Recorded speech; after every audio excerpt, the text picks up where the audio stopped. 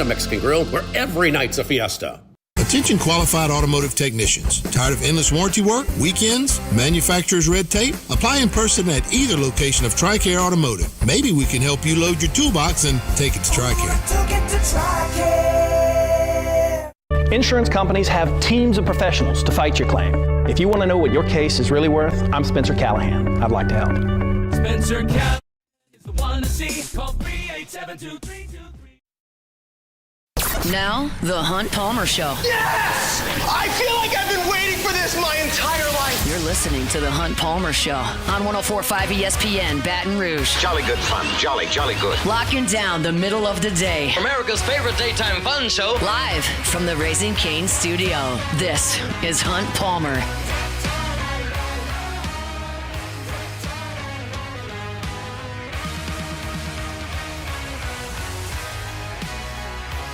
Welcome in. Hunt Palmer coming to you from the Raising Cane's studio downtown in the capital city on this Tuesday. Hope your work week's off to a good start. Jordan Kitchens, Cassie Spazzali back there on the ones and twos. Fired up. You are here with us. Got a lot to do. Our normal Tuesday guests will be here. Glen West in 30 minutes. Colin Jeter, top of hour number 2. Sharief Ishaq, bottom of hour number 2. You know the drill. We'll talk about the Saints and their quarterback situation. Going to do a little bit of that here. NBA starts tonight with a little bit of opening night action, Pels in action tomorrow. I got big picture stuff with Brian Kelly that I want to talk about at 2:15, so plenty to do. Let's crank it up the way we do every day with our Genesis opening drive. It's time for Hunt's opening drive, presented by Genesis of Baton Rouge. All right, I got going on a rabbit hole today. It was not super rewarding. Not super satisfying, a little depressing, but it was enlightening. I'll say that. I did a lot of statistical analysis of LSU's offense. If you're looking for the film, Jake and Flynn do an awesome job on the morning show, and they've got a great piece up on LouisianaSports.net called The Good, the Bad, the Ugly, breaking down the film. This is the other aspect of this. It's the stats. And ultimately, like when you're looking at an offense statistically, what you're looking for is points. I think to be perfectly correct, you're looking to win games. The point of the game is actually to win it. So if you can win it 3-0, okay. But points is the best indicator of an offense, right? Very few times where you're not trying to score points. It happens where you're being conservative, you're leaning on your defense, you've got a lead and you win a game. But points is the most important thing. And right now, you're looking at a team that is 86th in the country in scoring offense and 89th in the country in total offense. You're looking at a team that is one of 2 Power 4 programs that has not scored 25-plus points against another Power 4 program, North Carolina being the other, and that is a complete and total soap opera in Chapel Hill right now. In total offense and scoring offense, LSU ranks 12th in the SEC. It's not good. Big picture. It's all bad. But what are the underlying roots of these shortcomings? Where is LSU coming up the shortest? And I've boiled it down to 4 or 5 different things that are particularly alarming. The red zone has been awful. Your touchdown percentage is 56%. That is 101st in the country. Why are you not able to get down there and score touchdowns? Well, there are a number of reasons, but I would suggest chief among them is your inability to run the football in the red zone. And I knew this was bad. I did not know it was this bad. There are 136 teams in the FBS subdivision. 136. There are exactly 3 teams that run the ball worse than LSU in the red zone. Kent State, Missouri State, and UMass. That's it. UMass is 0-7.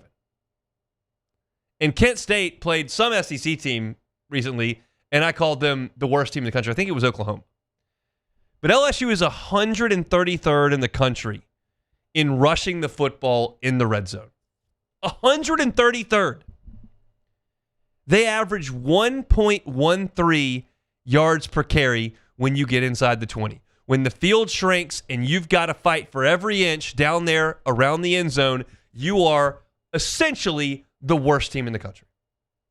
Not literally, but pretty close. And when you compare the talent that you have with Kent State, Missouri State, and UMass, I'd guess you compare pretty favorably to those teams.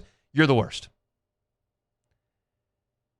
And you look back at an opportunity down there at the end zone at the end of the game against Louisiana Tech. 1st and goal, inside the 2. Can't score. You look at the end of the game against South Carolina. You get a big catch down to the 1-yard line from Trey Green. You cannot get the ball in the end zone from the 1-yard line. You look at the game against Vanderbilt, and you couldn't run it in. Now, you scheme something up and got a touchdown, but Donovan Green committed a penalty. But you couldn't run it in. 133rd in the country in red zone rushing. Inconceivable to me that that could be possible. Another area that LSU has been very, very poor. Slow starts. Your opening drives have been absolutely anemic. I'll go through them in order. Clemson, you got a couple of first downs. You gained 36 yards. Now, 25 of those yards were a handoff to Caden Durham where he got hit in the backfield, spun out, and ran 25 yards. Good play by a talented guy, but that's more than half the yards on that drive. You punted. Louisiana Tech, you got a first down, then you threw a pick. Florida, 6 yards, 3 and out. Southeastern, 5 yards, 3 and out. Ole Miss, 4 yards, 3 and out. South Carolina, 5 yards, 3 and out. And then Vanderbilt, you drove down and got a field goal. Those were the first 3 points you've scored on an opening drive all year. That's supposed to be the point where you've got a script, you've got the plays that you like, the calls that you like. You get into the game and you start moving the football. You went 3 and out against Florida, Southeastern, Ole Miss, and South Carolina 4 weeks in a row. You got better this week against Vanderbilt. You got 44 yards, got 3 first downs, got a field goal, but not great to start games. And the 3 and outs got me thinking about that, 3 and out. And I was just curious if LSU is doing that a little bit more. And I'll be candid with you, the listener, and I would imagine a lot of you are in the boat as me. I wasn't even sure what a good 3 and out percentage is. Like, how often should you be going 3 and out? I didn't know. I knew just by looking at the data from this team that LSU has gone 3 and out on 23% of its drives. I didn't really know if that was like an outlier, if that was pretty standard, if that was bad, if it was okay. Like, I wasn't sure. But LSU's gone 3 and out 17 times in 75 drives this year, and that's 23%. So then my question is, okay, what had they been doing? Well, last year, you went 3 and out 12% of your time with Garrett Nussmeier at quarterback, Joe Sloan at offensive coordinator. You went out 3 and out 12% of the time. The year before that, the elite offense, Jaden Daniels, Brian Thomas, Malik Neighbors, high flying, 11% of the time you went 3 and out. The year before that, Brian Kelly's first year with Jaden Daniels, 12%. So in 3 consecutive years of the first 3 years of Brian Kelly's time, Jaden Daniels, Garrett Nussmeier, whatever, you were 12%, 11%, 12%. You're at 23% this year. You're almost double the 3 and out percentages. And then you look at, in 2021, at Ogeron's last team that had Max Johnson at quarterback, that team went 3 and out 22% of the time. And it was a team that got a coaching staff fired. So you're doubling the output of 3 and outs at this point. And that's part of the reason why of the 122 teams in college football that have played at least 7 games, 122, you're 97th in the amount of plays that you run. Because you're not a tempo team. You're going 3 and out more than you usually do. And if you are running this few plays, you're putting your defense in a bad spot. And you did that in Oxford. And to an extent, you did that at Vanderbilt, even though I put a lot of the blame on the defense for Vanderbilt. But you're just not as good at sustaining drives. You're not as good on third down. Last year, LSU was elite on third down. Last year, LSU finished 6th in the country and led the SEC on third down at 49%. You've got the same quarterback, probably better wide receivers, and right now you're at 42%. That's 54th in the country and 10th in the SEC. You were the best, now you're 10th. not sustaining drives, not running enough plays. Then when you get in the red zone, not able to run the ball, not able to get touchdowns. So if you are not running a lot of plays and you get into the red zone and you stall and you can't run the ball down there and you're not great on third down, well, at that point, like, your best chance to create points is to be explosive, to not have to count on red zone, to not have to count on third down, to hit those big plays. Were you doing that? I'll let you guess. 10-plus yard runs. LSU's 121st in the country. There are only 136 teams. You're 121st. 20-yard passes. 98th. Now, look, I get it. Your quarterback was hurt. That really, really limits your ability to get the ball down the field. And I'm not going to blame play calling for some of that, because when Berrien Brown beats Louisiana Tech by 5 yards on the first drive and your quarterback misses by 15 yards, it's because he's hurt. And when Chris Hilton runs right by everybody in Oxford and your quarterback comes up 10 yards short, well, he's banged up. And then when Chris Hilton gets deep behind South Carolina and Nussmeier is healthy enough to make the throw, and then Chris Hilton drops it, like, everybody's at blame here. I'm not pointing the blame immediately at Brian Kelly. I'm not pointing it immediately at Joe Sloan. I'm not pointing it immediately at Garrett Nussmeier. I'm not pinning everything on injuries. Or everybody's at fault here. But there is nothing that I'm looking at here that is positive on this offense. And that's stunning, because you've got a quarterback that threw for 4,000 yards last year. And for the faults that Garrett Nussmeier has, he's not super fast. He does make some questionable decisions. The ball does get turned over. I'm not absolving Garrett Nussmeier of everything, but to suggest that every quarterback could just show up and throw for 4,000 yards in the SEC is incorrect. He's a capable passer. Caden Durham's a capable running back. Harlan Berry's got talent. Aaron Anderson was third in the SEC in catches last year. Berrien Brown is 10th all-time in Kentucky receiving history. Xavier Thomas has been making plays in the Southeastern Conference for 4 years. Nick Anderson set records at Oklahoma. Now, I don't have a ton up front to give you that's positive on that front. You don't have a lot of proven dudes there. You got a center from Virginia Tech who's played well. You got a right guard from Northwestern that's played okay, and not a lot else to write home about. And that's a big part of this too. But you've got weapons, and you've got the ability to have some sort of identity that produces on this team. And for me to continue to rattle off statistics that are 91st and 122nd and 133rd is just absurd to me. And I don't know if there is a way to make it better. Like, I could try to paint you a rosy picture. I thought they moved the ball against South Carolina and then didn't do as much as they should have in the red zone. Of their first 6 drives against Vanderbilt, they did move into point-scoring territory a lot. But the fact of the matter is that you're never scoring 25 points. And if I can say if you did this and if you did that, but it's every single week, well, you kind of are what you are. And it's not very good. I still contend, to wrap this segment up, I contend that LSU will have a game where it clicks. I think they will have a game where they go score 35 points because of all the reasons I laid out. There are some good players on this offense.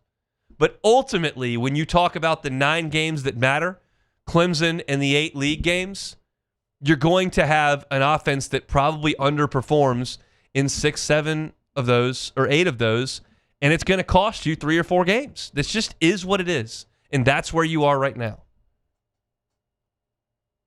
But some of these statistics that I was digging up today just absolutely blew my mind.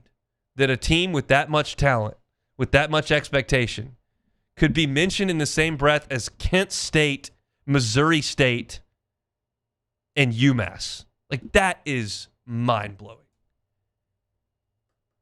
And that's what you've got right now. You got an offense that, by just about every statistical measure, is underperforming. I'm not giving an opinion. These are the stats. They're facts. They're raw numbers and data.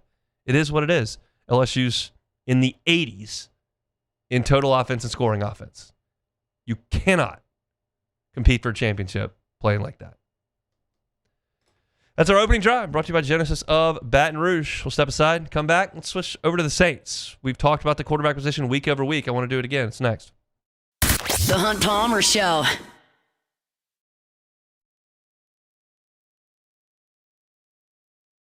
At Bayou Automotive, we believe in a sales process that puts you first. We want you to experience an easy purchase with clear pricing and great service. Let Bayou Ford and Bayou Chrysler Dodge Jeep Ram be your trusted partners in finding your perfect vehicle. The crew at Bayou Automotive is going to do right by you. At Auctioner, we know healing is a team sport. That's why we've partnered with world-renowned orthopedic surgeon Dr. James Andrews to create the Auctioner Andrews Orthopedics and Sports Medicine Institute. Whether you're a professional athlete or a weekend warrior, our team of specialists are dedicated to getting you back in the game. So whatever your reasons are for reaching your personal best, we've only got one. You. Auctioner Andrews Institute.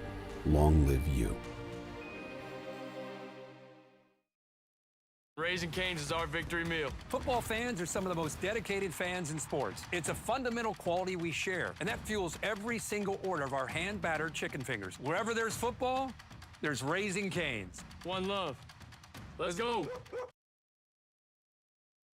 After a decade of working in private duty nursing, I know how hard it can be to find compassionate care for the ones that you love the most. So I started Decision Critical, a premier concierge nursing agency, so we can take care of you wherever you are. Our highly skilled nurses provide exceptional care from the comfort of your own home with personalized packages for short-term, long-term, or even around-the-clock care. Visit us at decisioncriticalbr.com and give us a call today to get started.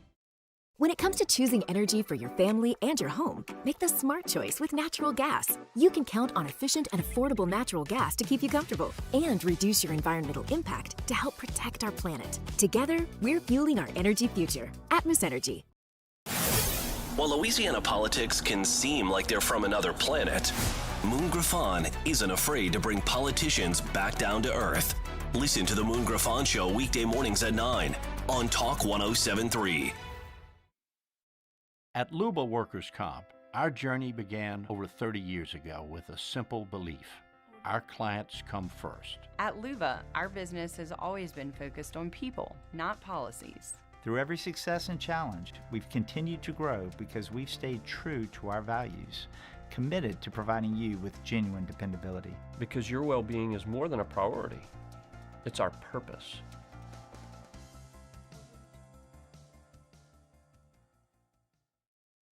Family owned and community driven. Service Chevrolet Cadillac, a legacy you can trust since 1972.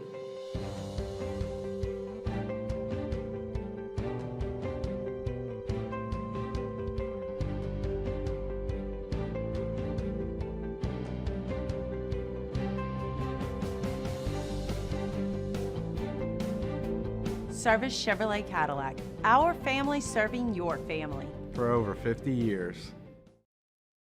When it comes to pipe fabrication, time is money. And at River Parish Contractors, we make every second count. Our 36,000 square foot shop is ready to take on your projects right now.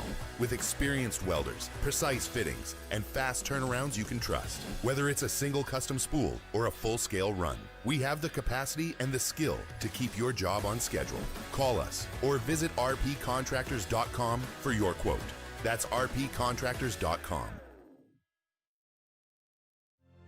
My father, J.B. Falgu, had a vision of growth for First American Bank and the communities we serve. The bank's foundation was built on his legacy of compassion, loyalty, and dedication. Through his years of leadership, First American has prospered to heights even J.B. could not have imagined. I know my You're listening to The Hunt Palmer Show on 104.5 ESPN, Baton Rouge.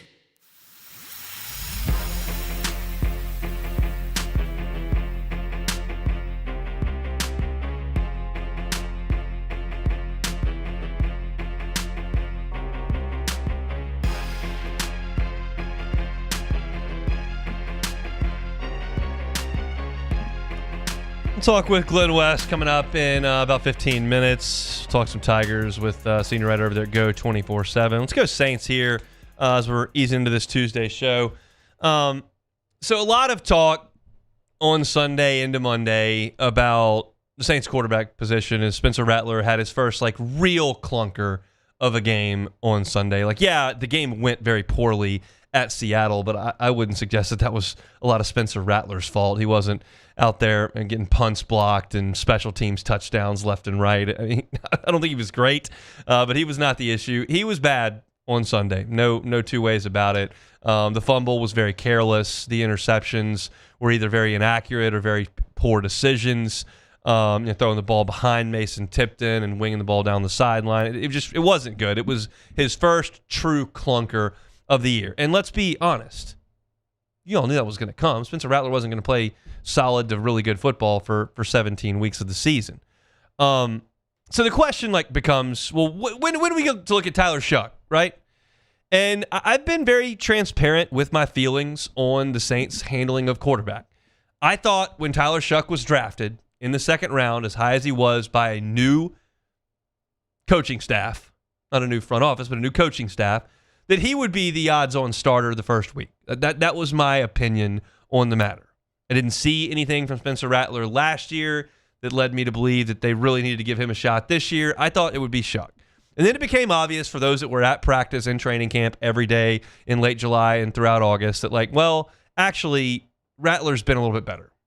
And Rattler's gotten more looks with the ones, and then you saw how things looked in the preseason, and it started to feel like, okay, it's going to be Rattler. And I said before the season, I was like, okay, I'm good because it's easier to go from Rattler to Shough than it is from Shough to Rattler.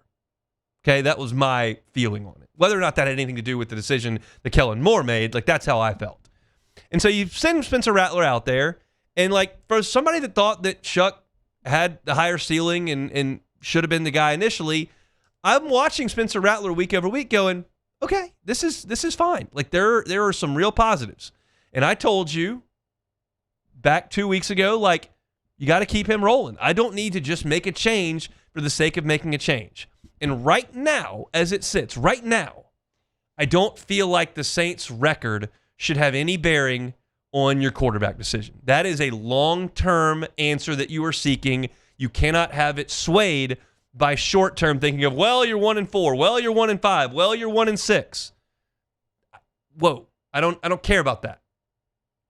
Ultimately, you might have to do something if it gets way down the line because the players in the locker room may lose confidence, but I don't think we're close to that.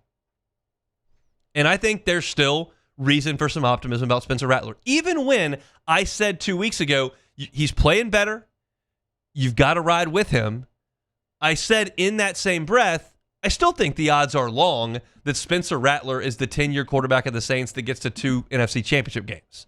That's unlikely. But I'm willing to see this through right now with him. And I feel that same way today after he played a stinker on Sunday. You just got to see how he responds to it. Now, a part of this equation is I am simply not putting Tyler Shough out there against Tampa and then certainly not on the road at the Rams. No shot. That Rams defensive front is a terror. The Saints just lost their starting center for the year.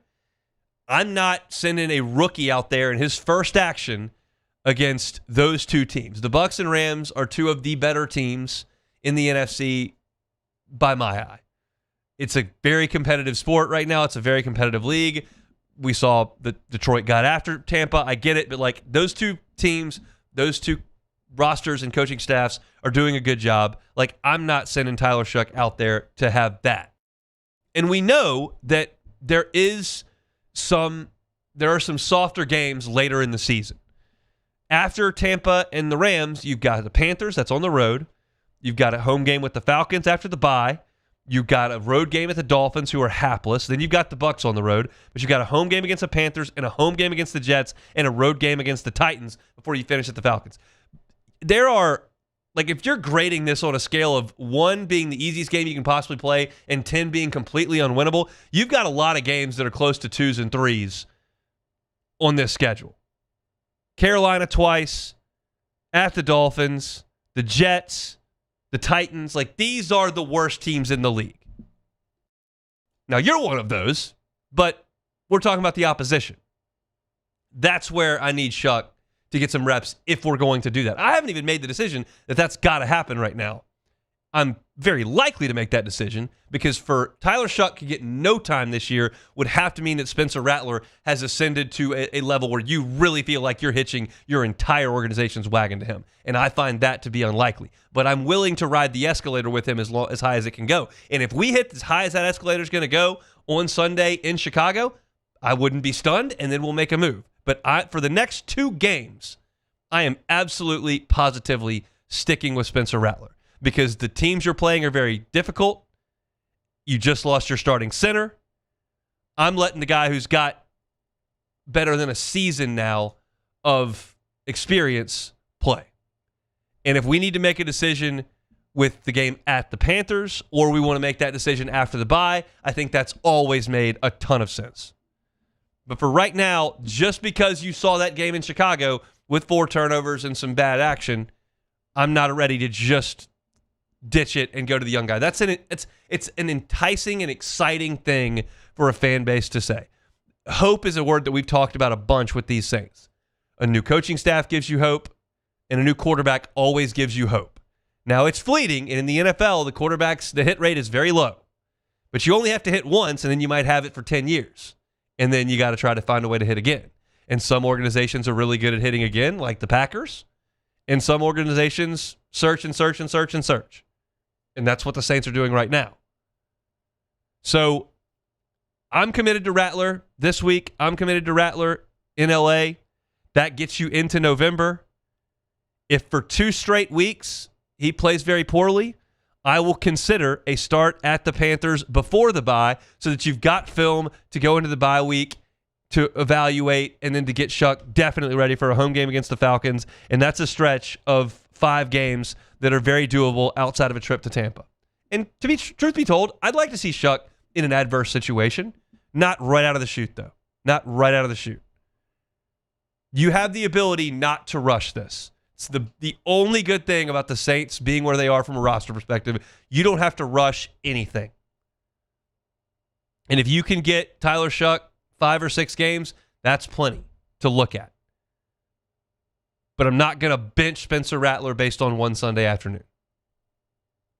That's where I am on the Saints quarterback situation. I think that's probably where Kellen Moore and his group are. But as I'm very open about, like, there is room to alter this discussion every single week based on the new information you get, based on the level of play that you see, and based on what the schedule shakes out with, and what your roster looks like.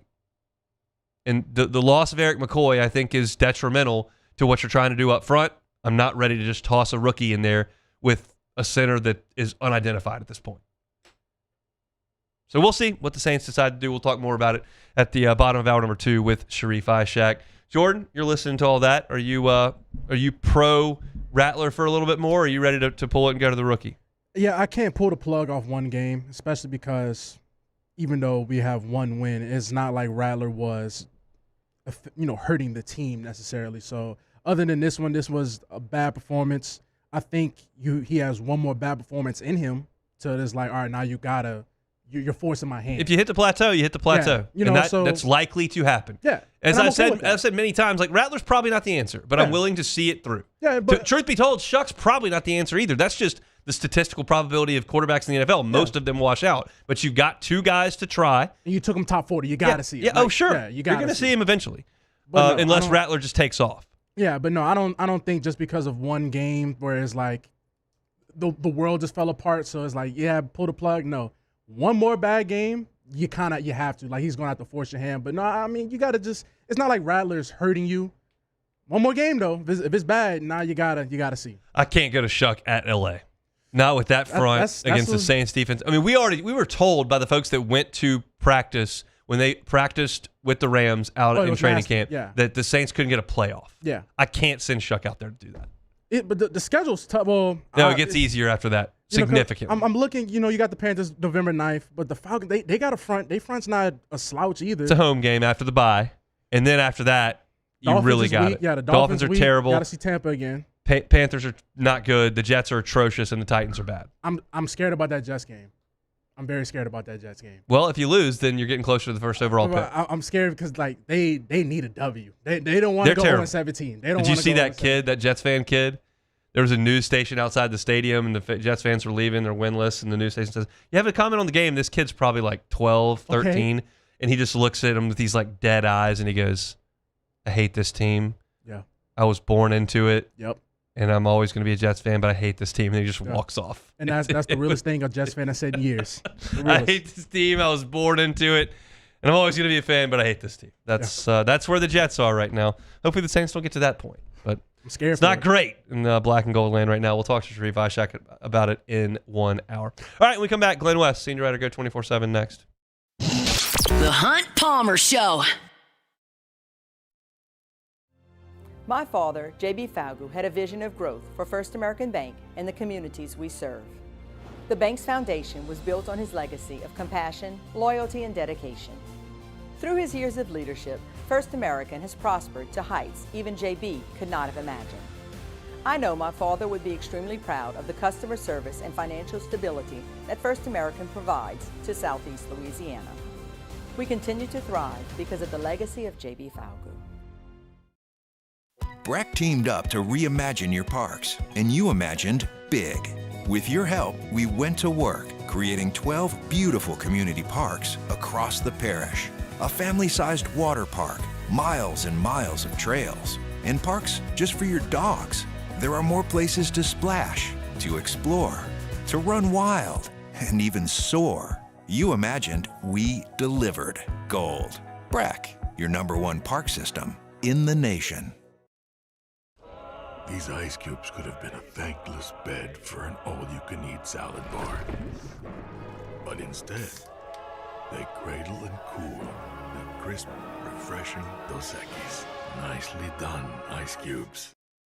Need security services you can count on? With Veteran Security Services, you're always protected. Locally owned and proudly serving the Gulf Coast, they're not some big national firm chasing profits. They're neighbors protecting neighbors. From petrochemical plants and healthcare facilities to port and maritime operations, Veteran Security delivers reliable protection you can trust. Choose community. Choose confidence. Choose Veteran Security Services. Visit veteransecurityfirm.com.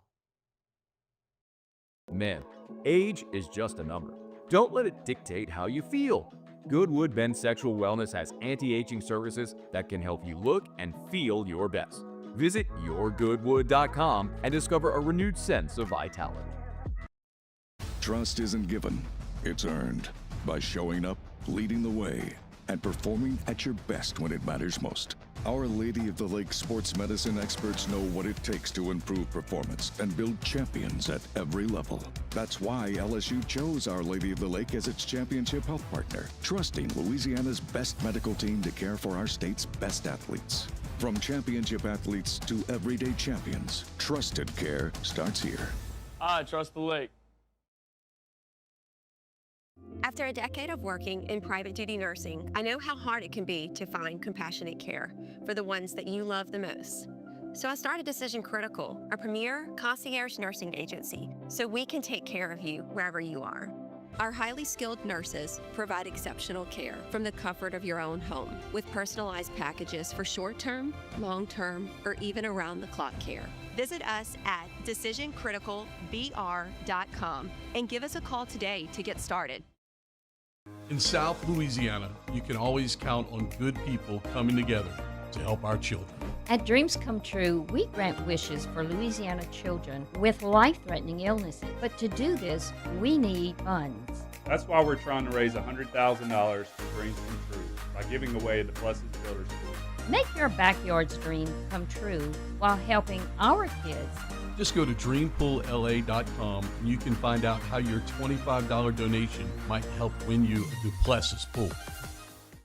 When it comes to choosing energy for your family and your home, make the smart choice with natural gas. You can count on efficient and affordable natural gas to keep you comfortable and reduce your environmental impact to help protect our planet. Together, we're fueling our energy future. Atmos Energy.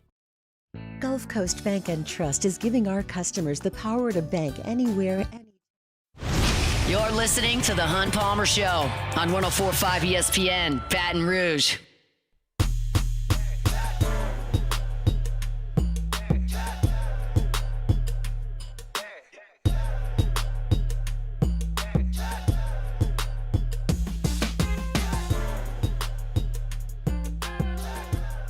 Former Tiger tight end Colin Jeter will be with us in 25 minutes. Top of the hour, Sharief, Ishaq. Bottom of hour number 2, talking Saints. Tuesday, bottom of hour number 1, we always talk to our guy Glen West, senior at Go 24/7. Joins us now on the Jim's Firearms Hotline. Glen, how are you, sir? I've been better, Hunt, but how are you? I'm all right. Tiger struggling. Went up to Nashville and got it handed to him by Vanderbilt. How surprising was that?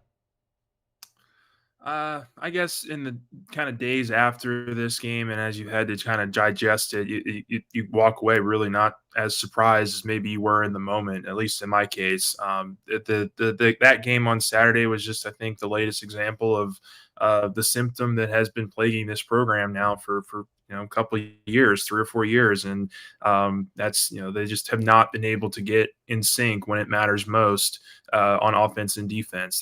They haven't been able to put together consistent enough 12, 13 game stretch here where you really feel like this is a playoff caliber team. And on Saturday it was the offense getting off to an okay start. They score on 5 of their first 6 possessions, and it's the defense that lets them down in the first 3 quarters. And then in the fourth quarter, when the defense starts getting a couple stops, the offense goes 3 and out twice, and you're left kind of just hanging your head here about just what this team can realistically accomplish when the two sides of the ball just continue to be so far apart from a consistency standpoint. So it's very disappointing. I mean, I came into this season with a lot of high hopes about this group and the talent on this roster, and I think that there is talent on this roster on both sides of the ball, but we're just not seeing the results, and we're not seeing the I guess the coaching staff getting the most out of these players. So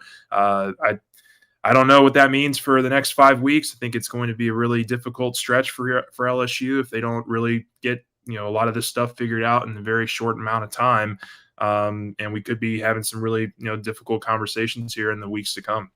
What was the what's the most disappointing aspect of what happened on Saturday?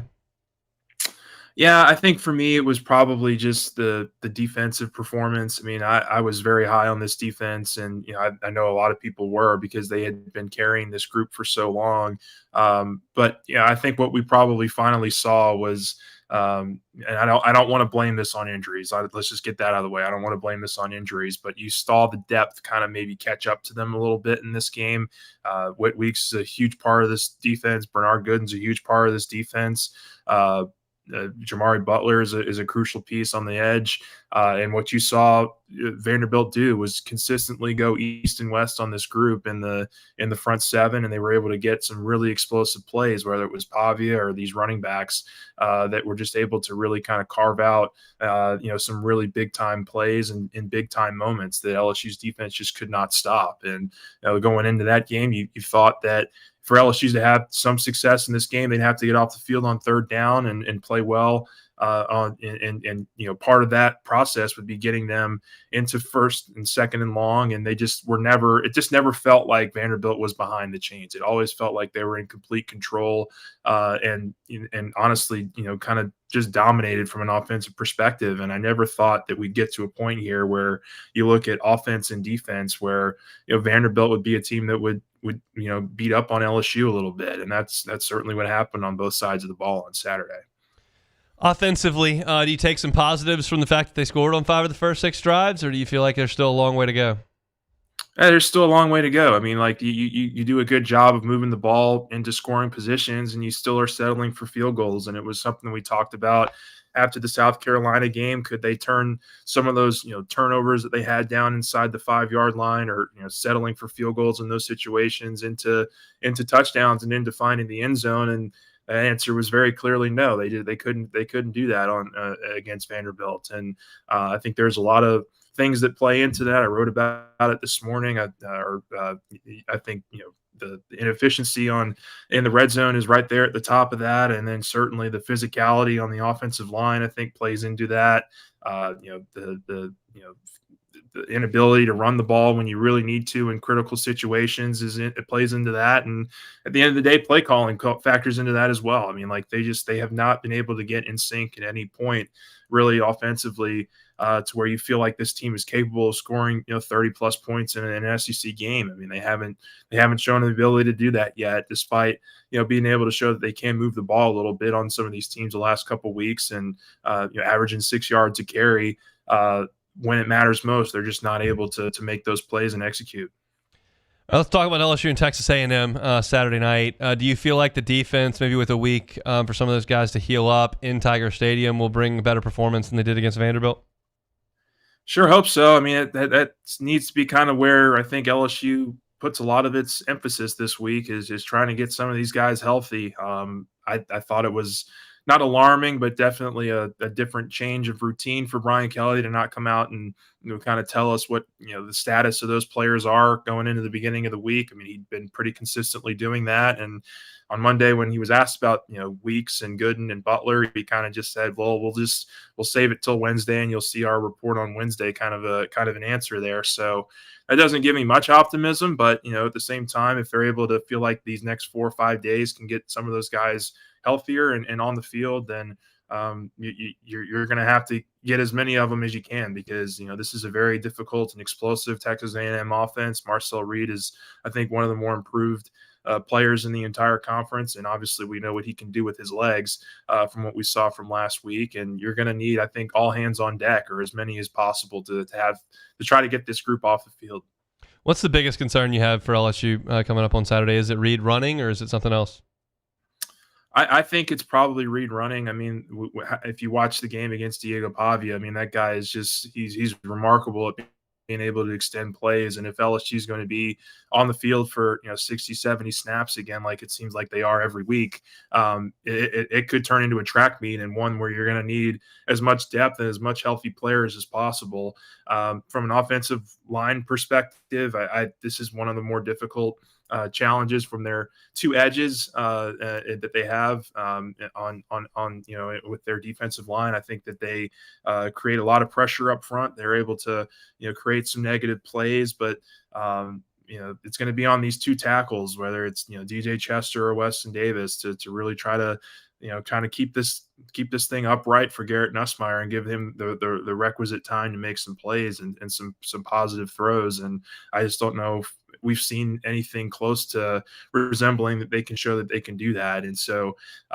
it sounds like they're sticking though with those same 5 from what Brian Kelly was telling us on Saturday. I personally would love to see some more Carius Kern. I'd love to see some more, some of these younger players get an opportunity maybe, but they've clearly, realized that, experience over youth is where they're going, at least in the short term, with this unit.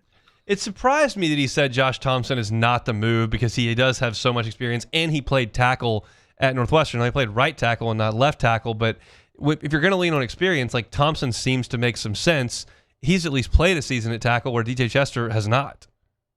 Yeah, I mean, look, I would probably not put Thompson at left tackle. I think if there was to be a move with Thompson, it would probably have to be at right tackle, which means you would, maybe slide Chester over to guard and then maybe put Kern at left tackle, something like that. I mean, I just think that what we saw this last weekend, if that wasn't an indication of just where LSU feels their depth is on the offensive line, it's going to need a total rebuild, I think, this off season, because you can hopefully bank on some younger players developing, but they very clearly don't have much confidence that the guys behind these starters are any better or going to be able to perform in any positive kind of manner for them.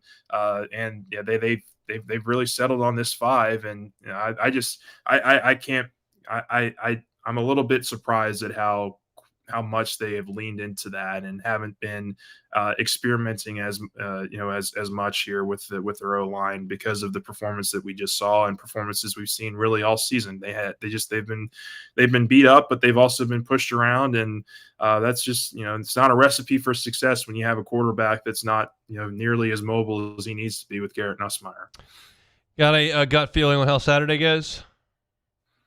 Yeah, I think A&M comes in here and wins. I mean, there's just not a whole lot of confidence right now, I think, with watching this team perform, that they can put it together. And I think I do want to walk back something I said earlier. Like they can have good games, like they can have good moments in throughout the entirety of the season, and maybe one of those moments will be this weekend against A&M. But I think it's just one of those things where we've seen 4 years now where they can get up big for Alabama in the first year, but they also will get blown out by Tennessee, or they'll lose to Florida State in some weird different ways. And like I just, they can beat Clemson in week one, but a couple weeks later against Ole Miss, they'll shoot themselves in the foot offensively and not be able to put together a complimentary performance. And there's just been so much of that here through 4 years that it's hard to envision this group running the tables here over the next 5 games. And honestly, how it looks over the next couple of weeks, I think will really define a lot of what the decision-making process looks like at the end of the season. We'll have to see. Glen West, senior writer over at Go 24/7, all your team coverage, recruiting, football, basketball, baseball, you got it all over there at Go 24/7. Thanks, man. All right. Thanks, Hunt. We'll come back and close out hour number 1 when we come back. The Hunt Palmer Show. The Highland Insurance Group, HighlandIG.com is that website. January 1st renewals are coming up. If you're a business owner or you're in charge of risk management, your CFO, and insurance falls under your purview, well, if you're looking for a second set of eyeballs for your renewal at the first of the year, now's the time to get involved with that. And if you're looking for a broker that can do a great job for you with your commercial insurance, the Highland Insurance Group, my friend Jonathan Carbo and company are happy to help you with that. They've got an amazing team that is just focused on analyzing the details of every policy to make sure it's ready to respond properly. The coverage is so important. We know that price is important. We know that premium is important, but coverage is also so important. And because there are so many exclusions and loopholes and things that could cost you down the road, sometimes folks don't look at them, but the Highland Insurance Group always will do that for you. That's how they win business. That's how they keep business in their building. They're right here in Baton Rouge. You can check them online on HighlandIG.com. It's Jonathan Carbo and the team at the Highland Insurance Group. HighlandIG.com.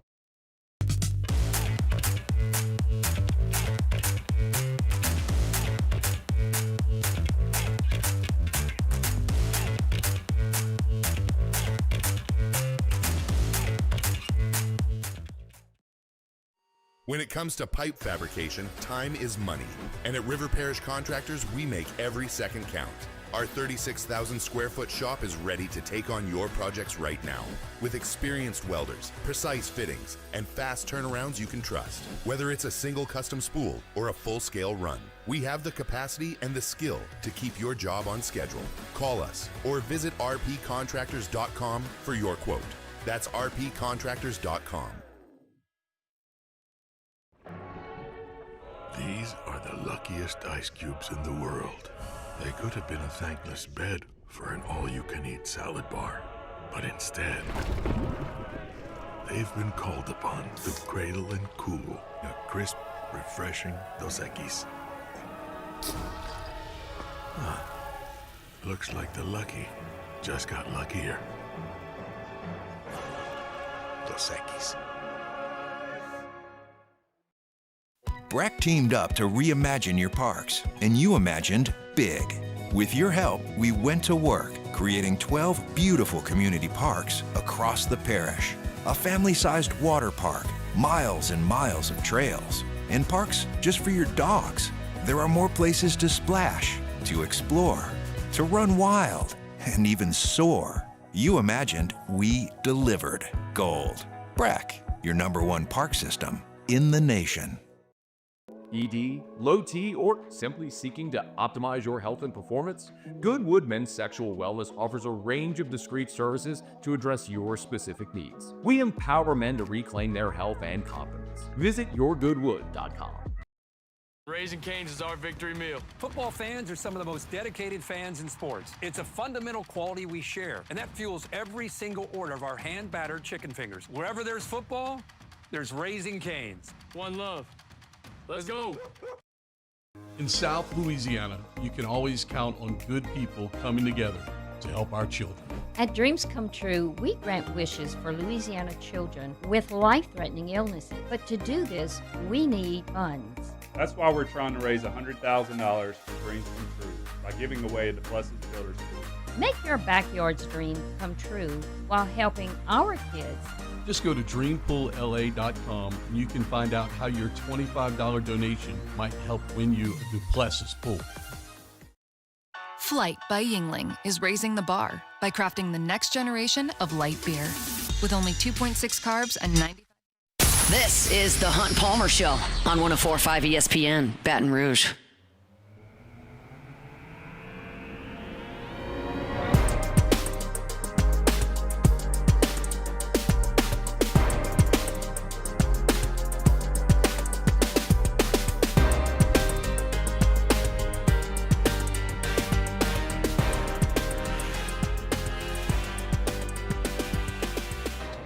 Reminder, sports trivia every Tuesday, Court to Table on Burbank, an incredible new facility there. If you listen to this station over the last couple of months, you've heard us talk about Court to Table. Matt's done a show from over there. But we started sports trivia back up last week. Just had an awesome crowd. Really appreciate y'all for coming out last week. Had a ton of fun. It's a great venue. Got a lot of seating, bar seating, high table seating. Got some booth seating as well. Got great food, got great drinks. Some calling out trivia questions. Got gift cards you can win. $25 gift cards for every round for first place. Also had some pickleball rental gift cards for second places back on last week. And we're going to crank it up again tonight at 8 o'clock. But they're also having a cool event tonight, 5 to 8. Percentage of their proceeds from the dinner crowd from 5 to 8 are going to go to Mary Bird Perkins Cancer Center. So if you come on out, they'll have live music 5 to 8. You can eat some dinner. Proceeds go to a great cause. And you can hang out and play some sports trivia tonight at 8 o'clock. So the Burbank location, have you out of there 9:15, 9:20 or so. Not trying to keep you up all hours of the night here on a Tuesday. But if you're looking to have some fun, coming out to Court to Table tonight for sports trivia. We're very much looking forward to it. What a show last night in Toronto. The Blue Jays come back and win against Seattle 4-3, 3-run homer by Springer in the 7th to give the Blue Jays the lead. Seattle had kind of controlled the game to that point. Kirby was really good starting the game. Cal Raleigh hits a big home run. J-Rod hits a big home run in the first. Like, they got things going, and the Blue Jays hit the big swing. And the winning pitcher in the game, even though he didn't have his best stuff, was Kevin Gausman last night. He came in, through one inning, did walk a couple of guys, and he issued an intentional walk to Raleigh, but he did get through an inning of work and then handed things to Chris Bassett and then to Hoffman for the save, and they got to the finish line to send the Blue Jays to the World Series. Just a gut-wrenching series loss for the Mariners, who open the ALCS on the road in Toronto and win the first 2 games. You win the first 2 games on the road. That means you've got to win just 2 of the next 4 with the next 3 at home, and they just couldn't get it to the finish line. But the theater was just unbelievable in Toronto. That place was going nuts. It's always look, there's nothing better than watching your team in the fight, right? You're living and dying with every pitch or every play or every shot, depending on what score it is. Like, there's nothing better than that. I had so much fun watching the Cubs for that week and a half in the playoffs. It's awesome. But when you can step back and not have a dog in the fight, and trust me, you would be hard-pressed to find a matchup that I care less about from a rooting interest than the Seattle Mariners and the Toronto Blue Jays. I don't care at all about either of those 2 teams. So it was just good to sit back and watch it. When Gausman comes in, absolutely want that guy to do awesome stuff, and I think we're not too far from Kate Anderson getting on the bump from the Seattle Mariners here in a year or so, and I'll have rooting interest in those guys, and certainly did with Kevin last night. But it just is to watch the environment and to watch a fan base in Toronto that has gone, I guess, 30 years without seeing that World Series. I mean, Joe Carter, that's one of my earliest sports watching memories. I was in my bed on a tiny little TV next to my bed watching Joe Carter hit that home run off Mitch Williams. And they haven't won a World Series since then. And to see that city and that fan base and generations come together, and to see that moment where Springer hits the home run, you go from down 2 to up 1 with one swing of the bat, and to see the place just come completely unglued was incredible. I listened to the radio calls, both the Blue Jays call and the Mariners call, and it's just the amazing emotions that postseason baseball can elicit. And the Mariners had a phenomenal year. Cal Raleigh was going to get a lot of MVP votes. I still think Judge is going to win it, but going to get a lot of MVP votes, and deservedly so. But Springer, man, that guy in the postseason is just absolutely clutch. And if you're going to cloud his entire career with the banging the trash can stuff in Houston and suggest that none of those guys can do anything anywhere else, Bregman had a pretty good go of it in Boston this year, and Springer had a monster year for the Jays, and last night was certainly a cherry on top of that. So I don't know if I like the Blue Jays to go beat the Dodgers. They'll be able to reset their pitching because for some reason Major League Baseball is going from Monday to Friday without a game. So they'll be able to reset things and get things lined up, and certainly the Dodgers will start with Snell, and they'll come at you with a ridiculous amount of talent as well. And I don't think that I would pick the Blue Jays to win, but it's an incredible opportunity for them. And you won't get much more drama than you saw last night in Toronto with a 3-run shot in the 7th to take it from a 2-run deficit to a 1-run lead. So shout out Kevin Gausman. I'll be pulling for him like crazy. I don't know if he'll get the ball on Friday or Saturday. Probably one of those 2 home games you'll see Kevin Gausman get the baseball. So hopefully that goes well. And I guess for that reason, I'll probably pull for Toronto to win over the Dodgers. I don't really care about the Dodgers, even though they're in the National League and they're a juggernaut. Like, I feel like their ownership group does it the right way. You can say it's ruining baseball, but at least they're committed to it. I've got an ownership group in the third market in the country that won't do squat and is letting guys walk left and right and signing guys to tiny little contracts. The Dodgers just go spend all their money, and that's an awesome thing. So I do like that aspect of the Dodgers organization. But with Kevin Gausman on the mound, it's a guy who I covered at LSU, got a chance to spend some time with at Ronnie Rance's fundraiser back in January of last year. I pull for him. He's a great guy, makes his home here in Baton Rouge, and he'll get a chance to try to win a World Series here. And if they do, he'll probably play a big part in it. So big night in Major League Baseball last night. That'll close out hour number 1. If you missed any of it, catch it on demand wherever you find your sound. We'll step aside and pause for our national headlines with SportsCenter. When we come back, Colin Jeter from the Alumni Association, former tight end, talking some LSU football. Sharief, Ishaq, and 30. The Hunt Palmer Show. Genesis of Baton Rouge. GenesisofBatonRouge.com is that website. Every car that's on the lot is online at GenesisofBatonRouge.com. But I got a tour of their facility back a few weeks ago. I was walking through, and there was this empty room. And I was like, what's the empty room here? I said, oh, this is our climate-controlled area where we let folks look through the cars. So you bring the car out of the parking lot where at that point it was August. It's 1 billion degrees. And you just bring it into the air conditioning so you can go through all the features, all the bells and whistles with that brand ambassador to make sure that everything is exactly the way that you want it. And you don't have to do that in the rain. You don't have to do that in the cold. You don't have to do that in the dark. You do it in a spot that they've built specifically just for your comfort in checking out the vehicles. That's attention to detail. And that's the kind of amazing touch that you're going to get from the folks at Genesis of Baton Rouge every time you go. It's an amazing experience. It's a luxury brand. It's a reasonable price. It's Genesis of Baton Rouge. Airline at Pico or online at GenesisofBatonRouge.com. At Bayou Automotive, we believe in a sales process that puts you first. We want you to experience an easy purchase with clear pricing and great service. Let Bayou Ford and Bayou Chrysler Dodge Jeep Ram be your trusted partners in finding your perfect vehicle. The crew at Bayou Automotive is going to do right by you. Baton Rouge's home for real rock. It's Eagle 98.1. Foo Fighters. Led Zeppelin. AC/DC. Pearl Jam.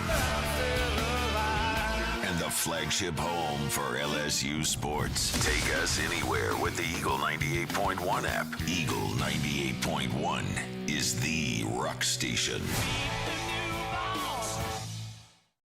Today, we are shaping tomorrow. We are researching how extreme stress impacts the immune system, from trauma victims to athletes and even astronauts. Our work is leading the way in sepsis treatment, saving countless lives. We're unlocking the mind with music in exciting new ways. Our Lady of the Lake Health and LSU are improving the health of our state. That's the impact of champions. Imagine the impact we'll have on the future. Together, we roar. Hi, this is Beth Serena. Welcome to my pool.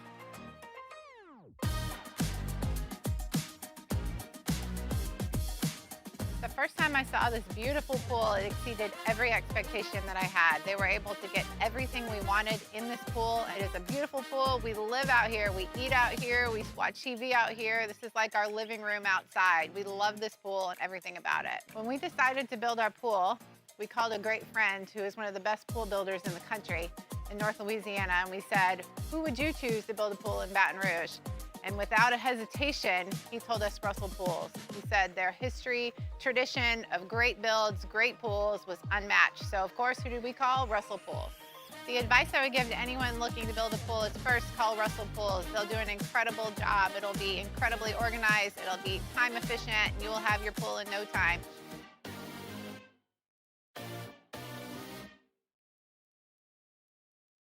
At Ochsner, we know healing is a team sport. That's why we've partnered with world-renowned orthopedic surgeon Dr. James Andrews to create the Ochsner Andrews Orthopedics and Sports Medicine Institute. Whether you're a professional athlete or a weekend warrior, our team of specialists are dedicated to getting you back in the game. So whatever your reasons are for reaching your personal best, we've only got one: you. Ochsner Andrews Institute.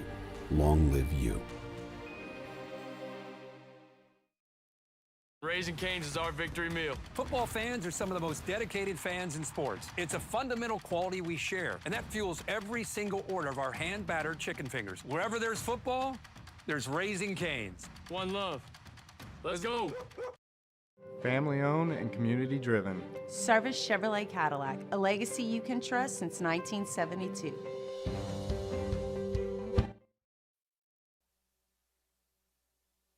This is SportsCenter. I'm Nick DeLuca. The NBA is back tonight, beginning with Rockets and Thunder. Rig night in OKC and KD's Houston debut. Rockets rolling out a new lineup. ESPN's Brian Windhorst expecting Houston's size to show up. Fred VanVleet to a season-ending injury, so Thompson goes to point guard. I don't know how much Steven Adams is going to play, but they're sending a message to the Thunder, who themselves are going to start 2 7-footers tonight. This could be one of the tallest 10 men on the court to start a game in the history of the sport. Windy on Get Up coverage beginning at 7 Eastern here on ESPN Radio and the ESPN app. Meanwhile, in baseball, the Angels are hiring Kurt Suzuki as the team's next manager. Former longtime big league catcher, has no previous experience, spent 16 years playing for 5 franchises, won the 2019 World Series with the Nationals. In the NFL, Vikings quarterback Carson Wentz will make another start on Thursday night against the Chargers. Max Brosmer will be the backup for Minnesota, with J.J. McCarthy still not ready to go. Hey, it's your resident Super Bowl champ, Chris Candy, coming up Wednesday. More than half of the teams in the NFL have a winning record, but how many of them are actually good? It's Unsportsmanlike, weekday mornings at 6, right here on ESPN Radio, ESPN2, and ESPNU. Now, the Hunt Palmer Show. Yes! I feel like I've been waiting for this my entire life. You're listening to the Hunt Palmer Show on 104.5 ESPN Baton Rouge. Jolly good fun. Jolly good. Locking down the middle of the day. America's favorite daytime fun show. Live from the Raising Cane's studio. This is Hunt Palmer.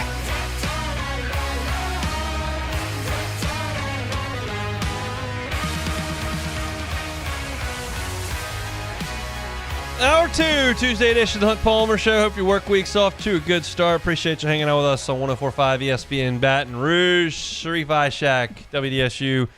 Down in New Orleans 30 minutes from now. We'll talk a lot of Saints, maybe a little bit of Pels as well, as Pelicans get things started tomorrow.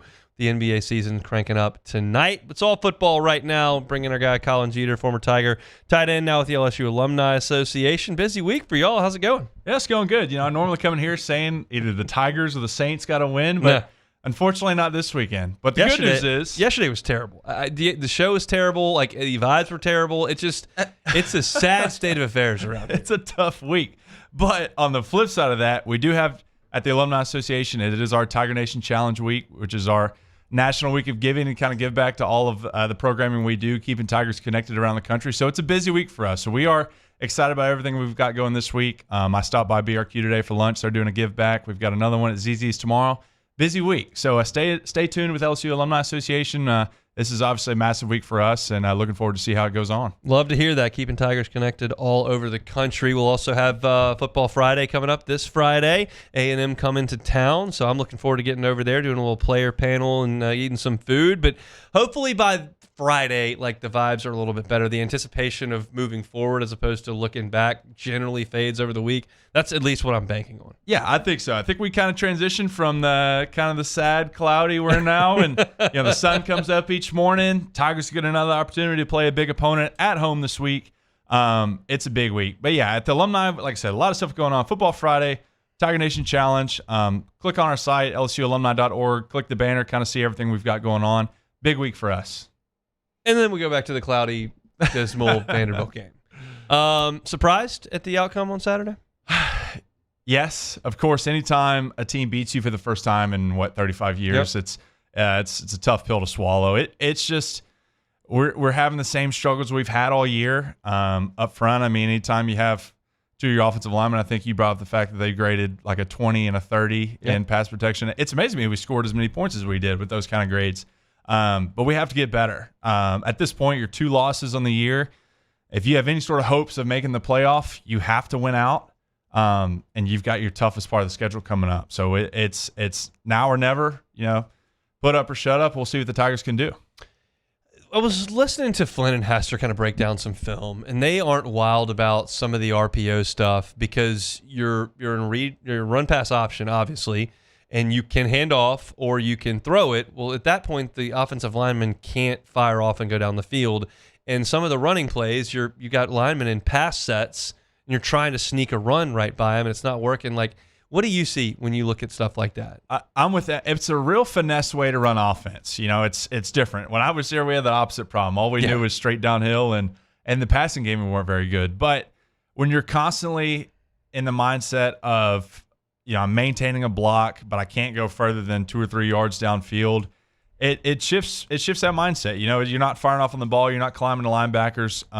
It's just more of a passive way to look at the run game, which it has its benefits. But I just think for a team that's looking for that identity and has kind of lost the old school LSU of, we're going to show up and whether or not we lose the game, we're going to knock the crap out of you. I just think that's lost when you run consistent RPOs all the time. Brian Kelly has insisted that they're going to stick with veterans up front. They're not going to put freshmen in what he would call a compromised situation. How do you feel about young players playing at the line of scrimmage in the SEC? Do you feel like it's generally best to lean on veterans, or would you like to give the young pups a shot? Well, there's a big difference between an 18-year-old and a 22, 23, 25 with the way the COVID year is now, year-old out there. But I'm a big fan of you put your best 5. To me, it doesn't matter. I mean, Will Campbell stepped in day 1 and played, and that's why he was the number 4 overall pick. If you've got 5 linemen out there that you truly believe are the best, I don't see the difference in putting them out there. It's one thing. I understand freshmen are going to come in, young guys are going to come in, make MAs here and there. But at this point, I mean, what are we, 6-7 games to the season? They've had enough. They've had a summer. Some of them have been here since the spring. You're halfway into the season. They know what they should know. So if you've got young guys who can play, throw them out there. What do you see from LSU near the goal line where they're just struggling to run the football into the end zone? I mean, it's happening a lot. It's way too much. It's something, and we talked about, I don't know if it's that finesse mentality. We're running RPOs all the time, but it's something where we have to get out on the goal line. I'd like to see us go under center more, honestly. It's tough running an offense on the goal line when you're 6 yards back, taking shotgun snaps, but I'd like to see more of an aggressive approach, run a power, run counter, put extra tight ends in the game, something to make a difference. Because we've had multiple opportunities now. You're sitting at the 1, we can't punch it in, and that's just not LSU football to me. It's tough to watch. It really is. And then they get into the end zone, and they've got a procedure penalty on the left side of the offensive line when they're throwing the ball over to the right side into the end zone, which is frustrating as well. Defense got gashed a little bit by Vanderbilt. I personally said they were put in a terrible situation in Oxford, having to play basically the entire game. I didn't necessarily see it that way on Saturday, but I realized that you are missing 4 of your guys in your front 7, which does matter as well. Like, what is your takeaway from the defense? I'm with you. This is one of those games, we've kind of relied on our defense all year. We finally got, a team, I want to say figured us out, but took some shots on us, and they threw some blows. It was one of those things. It was a game where they weren't maybe at the same performance we've seen earlier on in the year when we kind of needed our offense to perform. It just didn't work out. Look, we had multiple opportunities. I mean, how many times do we have Pavia dead in the rights on a sack and he wiggled his way out? And the worst was when he hit that running back on the left side after he made Pyburn do a spin move. But it's just one of those things between us kind of getting gashed in the run game. I think Vanderbilt really showed you if you have a dominant run game, there's so much you can play off of that. And they were able to kind of expose us. But we had opportunities, just didn't necessarily go our way. But again, this was a game that I think our offense needed to step up. Our defense maybe wasn't at our best. And we just didn't make enough plays to get the win.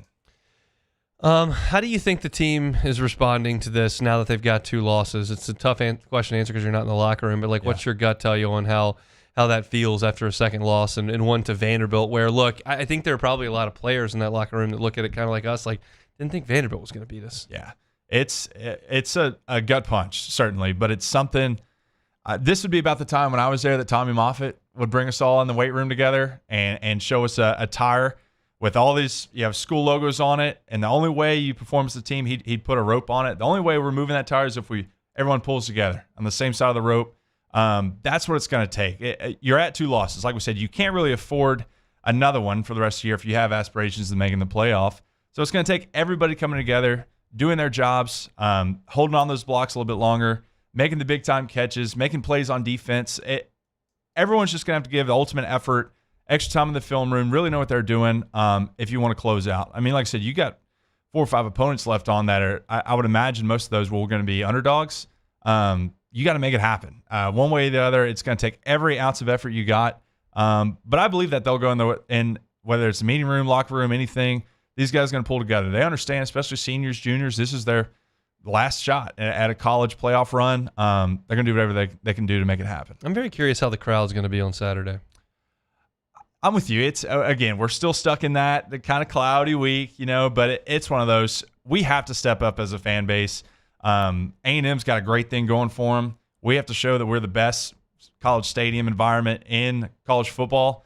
We need anybody and everybody. Anything you can do to help this Tiger team win that game, I want kind of a call out to all of Tiger Nation. Let's get out there. Let's support these boys. Let's get a win at home and get this thing back rolling. It's interesting because, the weather forecast is not very good, and everybody in this town is cranky. And, I mean, as I said, entering the Vanderbilt game, if you could win that game by 1 point, you were going to set up a monster environment. But you didn't. You went and you kind of got beat down a little bit. It was 7 points on the scoreboard. It felt worse than that, and they slid on the 1 yard line with a minute to go. So it feels like it could be a little bit sleepy in there to me.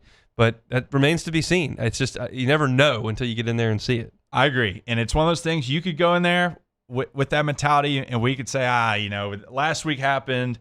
We're not looking forward to next week, all that. Or we could show up day of the game, fire it up. Maybe start the day early, 8 a.m., 9 a.m., whatever you want to turn it into. I'm just saying. And make it, like I said, Death Valley, we are the best college football environment in all the country. Let's prove it. Let's show the Aggies what we're all about. They got rowdy last year when we went there. Let's make it happen. Have not won here since they joined the Southeastern Conference. I'd like to keep that streak going. It feels like LSU going to be an underdog coming on Saturday. We'll see how things go. A busy, important week. I'll let you tell the people. Our audience turns over every 8 minutes or so have another chance to tell everybody where they can get involved with y'all this week. It's a big week for y'all, and certainly we're looking forward to Friday. Yeah, again, Tiger Nation Challenge this week. This is our National Giving Week. It supports all our programming. So our identity at the Alumni Association is to take care of you beyond your 4 years on campus, whether that's connecting you when you move to a new city. I met a girl in Atlanta last year who had bounced from Houston, Atlanta, Nashville, all over, and she let me know the first thing she looks to is Alumni Association, chapter in each city, kind of a base to meet people. With our new business memberships, we're looking to bump your business, do as much as we can to boost and get more income coming your way. Anything we can do to help. But this week is what fundraises for that.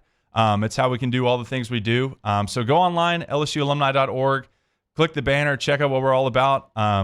Just a massive week for us. So please check that out, and we're happy to help in any way we can. lsualumni.org is that website. He's Colin Jeter, former Tiger tight end, now with the Alumni Association. We will see you Friday for Football Friday.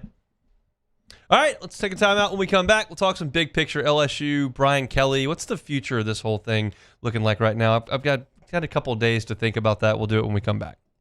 The Hunt Palmer Show.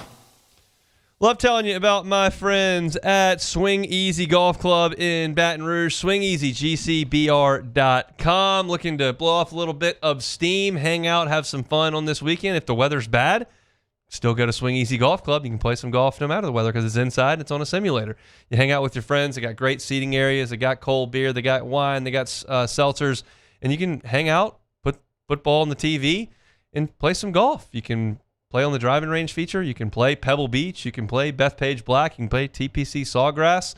All those great famous courses available to you. You can play it with your friends. It's a great place to socialize, hang out, have some fun in a controlled environment where you don't have to worry about the weather, whether it's too hot or raining or whatever the case may be. Also got memberships available, so go check them out. Segan at Perkins. They're online at SwingEasyGCBR.com. It's Swing Easy Golf Club here in Baton Rouge. SwingEasyGCBR.com.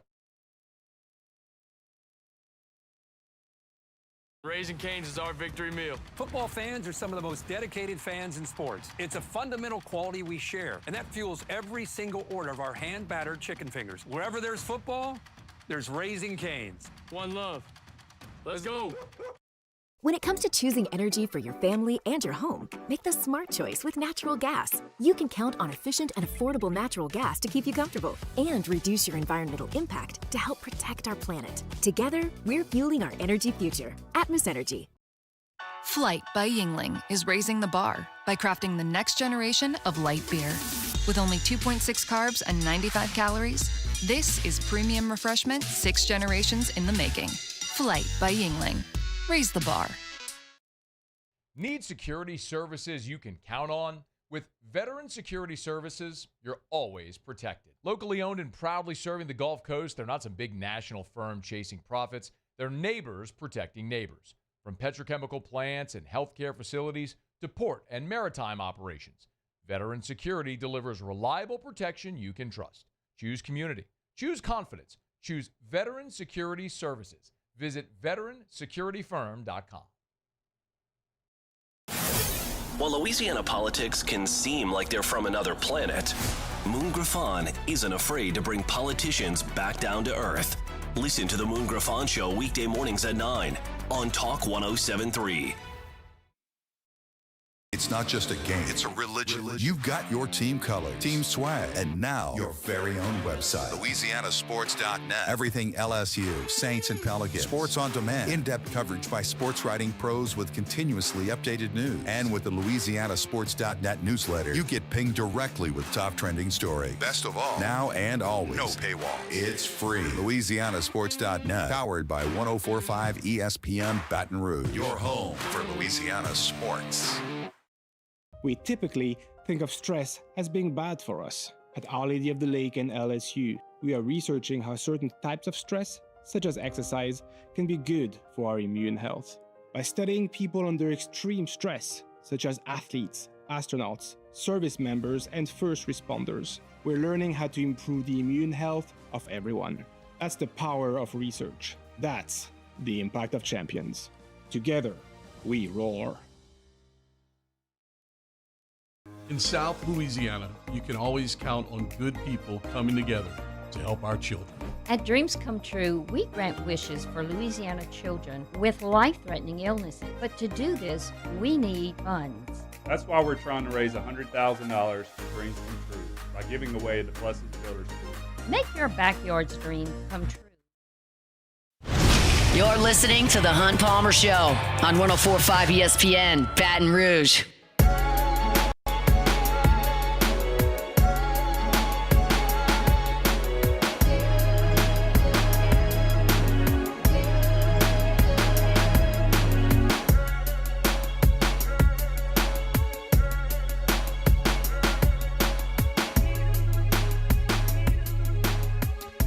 Talk Sharief Ishaq about the Saints coming up in 15 minutes. I think most people felt on Saturday that result was significant. Whether you want to call Vanderbilt a playoff contender, you want to call them a really good football team, you want to call Clark Lee one of the up-and-coming coaches in college football, all that may be true. But for LSU, with this team, this roster, this investment, this coach, this staff, to go lose to Vanderbilt is still loud. It's a loud, loud result. Because to everyone that would listen, everyone in Baton Rouge at LSU was talking about championships. Brian Kelly mentioned at SEC Media Days in Atlanta, we weren't playing championship level defense. So he felt that they were addressing that with the players and the coaches they brought in. And if, like, I asked Josh Thompson why he came to LSU a couple of weeks into the season, and he said to win a national championship. Garrett Nussmeier mentioned that in his I'm Coming Back video last December. And so the goals were stated. And when you lose to Vanderbilt with those stated goals, like, it is a jarring result. And that leads a lot of people to say a lot of things. And I'm certainly in no position to tell you how to feel. Most people I talk to, friends, family members, just people in my inner circle, people sending, I sent a couple of tweets out on Saturday that got a lot of impressions. The one about the fit in Baton Rouge and the one about LSU's pass blocking grades on PFF. They both got like over 200,000 impressions on Twitter. And so that generates a lot of response toward me. A lot of people tweeting at me. And so I'm getting that feedback and text messages and phone calls, and I'm in the LSU ecosystem. And the resounding theme in the LSU ecosystem is this staff is a failure, this roster is a failure, and there have to be massive changes. That's the way fans feel. And it's reasonable because you haven't gotten to Halloween yet and your season is on the brink. And that's the nature of college football. It is like this more so than any other sport that I personally follow. College basketball, you play bad for 3 weeks, you can figure it out. College baseball, you play bad for 3 weeks, you can figure it out. The NFL, you play bad for 3 weeks, you can figure it out. NBA, play bad for 3 weeks, you can figure it out. In college football, you play bad for 3 weeks, you can have your goals wiped off the table. That's this sport. And so there's not a lot of time for LSU to get any better. You can't lose again. That seems very unlikely. And that's what leads people to the belief that this is ultimately going to be a failed team. And I'm not calling the players themselves failures. I'm not calling the coaches themselves failures. But when you have a stated goal and that goal is not reached, I don't know what else to call that. That would be a failure. So it comes to big picture with the program. And there are variables there that I cannot speak to directly. And I'm confident that most LSU fans can't speak to them directly, but they're going to do it anyway. And that's fine. One of the things we like to do in our culture is talk about our teams. And we're going to have opinions, and we're going to feel certain types of ways. But my contention, the way I like to address that, is I like to speak to the things that I know about. I don't know how much money LSU is going to need in name, image, and likeness for next year's roster. I don't. And I don't know how willing the big money boosters are going to be to cut those checks again for this staff. I don't know. That's not to suggest they certainly will not, and it does not suggest they certainly will. I don't know. Right now, if Lane Kiffin holds his hand out to the Ole Miss boosters, they'll write the check. Right now, if Mike Elko holds his pen out and says, I need the boosters, they're going to write the check. Right now, Ryan Day in Columbus, they'll write the check. When things are going really good, I can tell you that people will be receptive to it. When they're not, that is a case-by-case basis. And I don't know what LSU's big money boosters feel. And by the same token, I don't know how they feel about buying out a coaching staff and hiring a new one. I'm not telling you whether they should or shouldn't. I'm telling you I have no idea what people feel about a $60 million buyout right now and then going to pay $80 more for a new coaching staff. You're talking about a decision that is made based on $150 million. I don't know how the people whose names I do not know feel about cutting those checks. So for me to sit here and suggest that this has to be done or that has to be done or this can't be done or this is like, how would I truthfully have that conversation with you when I don't know how people feel about spending money? Because here's what I think. You can call me crazy. You can say that's reasonable. This is what I think. I think if Brian Kelly gets 5 more years as the head coach at LSU and he gets massive amounts of resources from the powers that be, he'll win a lot of games. I believe that. He's hired good coaches his whole career. He's won a lot of games his whole career. LSU is a place where you're capable of hiring good coaches and winning a lot of games. And I think if Brian Kelly coached out his contract, he'd win a lot of games. I think he'd make the playoff a time or two, and I think he'd have some good teams. I think that. But I think there are a lot of coaches that can win at LSU. I think that proof is in the pudding. Nick Saban won at LSU. Les Miles won at LSU. Ed Ogeron won at LSU. A lot of coaches can do it. So when I get asked, and I get this all the time, are they going to buy Kelly out? How would I know that? I can point to the Saints salary cap and tell you what I think a good investment is and what I think a bad investment is. But we have that data. We know how much they can spend and how much they've spent on everybody. I don't have the data to suggest how receptive any of the people who are cutting these checks are to writing out Brian Kelly and spending more money for players, because you're going to have to do that with next year's roster no matter what if you want to win. If Brian Kelly's the coach or he's not, somebody's got to spend money on players. And I don't know how receptive they are to a huge buyout that Penn State just paid, that Florida just paid, that A&M did in their day, and then go in to hire a new coach. Like, I have no idea. And my genuine thought is that you probably don't either as an LSU fan. You're just really ticked off that you couldn't stop Vanderbilt, and you go, blow this up and get me a new coach. And you're within your right to say that. I'm just kind of pointing out how I generally approach it. So if you ask me, well, is this Kelly's last year if they lose 2 more games? If we want to play hypotheticals, I have no idea. I have a thought. My thought is that LSU's booster base is probably not going to be super ambitious to spend a huge money on a coaching buyout. That's my thought, but I don't know. It might take 2 uber rich guys who say, that's not that much money to me. I'm sick of this. Boom. It might be those same 2 uber rich guys that go, okay, this didn't work. We need to make some adjustments. Kelly's a proven winner, and I think they've done a good job with the defense. Okay, let's just fix it, and here's this. And then they write another check to go get more players. But I can't sit here and truthfully know. And I say this all the time. I say this so often. Like, it's better, generally speaking, in the talk radio world for me to get up here and go, are you kidding me? You lost to Vanderbilt? You can't run it for more than 1 yard a carry in the red zone? The offense is 90th in the country in scoring? Fire this staff, get a new one. This is a joke. That plays better on radio. It does.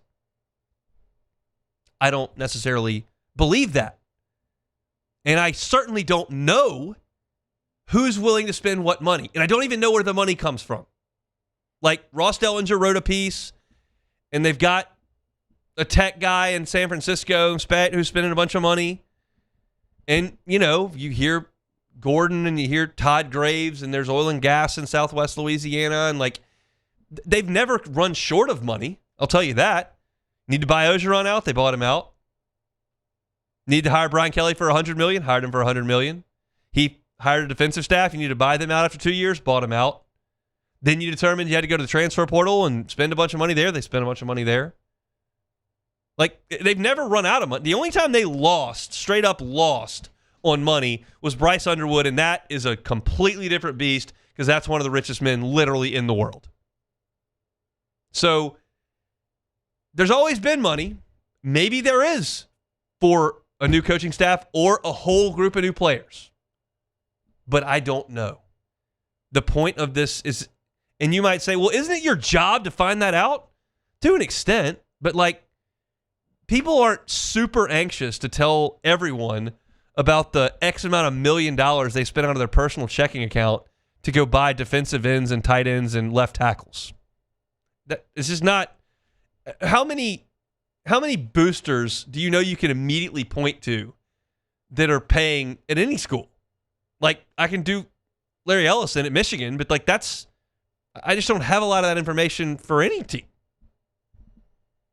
So this is a long and contrived way to like get to the point of like, we'll see when we find out. We got to see what LSU does the rest of the way. We got to see what happens in December. And then I'll give you an assessment of how I feel like the football program is doing. Right now, you're on the brink of coming up woefully short with this roster. And if you want to boil the entire program down to this one roster this year, I'm not going to tell you that's wrong at all. This was supposed to be the best team, and they're not playing very well. But I'm not going to yell and scream and bang tables about stuff that I just don't know about. That's how I approach these segments. That's how I approach discussions in private. It's just the way that I'm wired. So I got the mic, and you get that side of the story. We'll see. My hope, they beat Texas A&M on Saturday. That's my hope. But we'll see. Sharief, Ishaq talking Saints next. The Hunt Palmer Show. One Bath and Closets. OneBathAndClosets.com is the website. David Duvall and his team, 30 years redesigning and remodeling bathrooms and closets. New closet can make all the difference. My girlfriend at the time, soon to become fiance, and now wife, moved into my house, first one here in Baton Rouge, and she said, this is not enough closet space. I had never thought about it. Didn't care. So this isn't going to work. So we had suitcases in other rooms. We had coats in down the hall. We had stuff in boxes in the attics. We didn't have enough space. And we would have called David Duvall in One Bath and Closets, but we knew we were moving. Second baby was coming. We knew we were going to get a new house. So when we did, we prioritized closet space, and now we've got something that we're very happy with. But it's made a huge difference in something I didn't even realize. But you don't have to move to make that change in your home. Call David Duvall, One Bath and Closets. He can build you a brand new custom closet. They're licensed contractors. They can do that for you. They can also just use your current space more effectively, more efficiently. But if you need more closet space, have that sit down with David Duvall for free. Let him discuss what he can do for you. It's One Bath and Closets. You can find him online at onebathandclosets.com. These ice cubes could have been a thankless bed for an all-you-can-eat salad bar. But instead, they cradle and cool the crisp, refreshing Dos Equis. Nicely done, ice cubes. When it comes to pipe fabrication, time is money. And at River Parish Contractors, we make every second count. Our 36,000 square foot shop is ready to take on your projects right now. With experienced welders, precise fittings, and fast turnarounds you can trust. Whether it's a single custom spool or a full-scale run, we have the capacity and the skill to keep your job on schedule. Call us or visit rpcontractors.com for your quote. That's rpcontractors.com.